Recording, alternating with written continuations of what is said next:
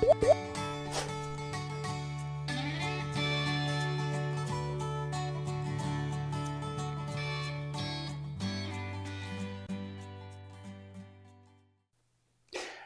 Server provides you with system procedures that will allow you to create dynamic SQL. Here's how you do it by using the SQL Server system procedures.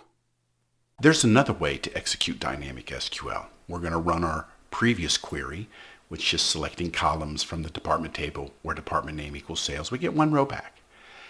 This is a second way to run dynamic SQL with an execute of the actual system procedure. This has been created so you can do it. So I'll declare my 4 variables at SQL, at columns, at dep name, and at table, and I give them their data types and the links.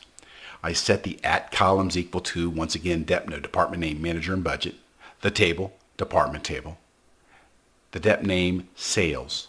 Now I will set the at SQL, combining them.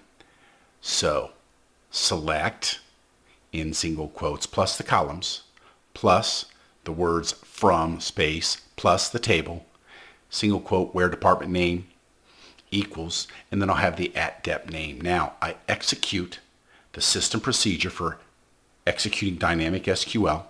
I include the at SQL, capital N, single quote, at department name, varchar, and you can see the rest. And when I execute this, it's going to bring this up. Now watch. Here we go. I do my declare, my sets, my set, and now I execute the stored procedure. Bingo. That's how you do it from a system procedure.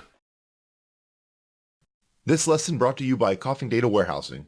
Need a query tool that makes joins easy? The Nexus has a join builder that turns the most complex joins into child's play. The Nexus Query Chameleon, making connections easy again.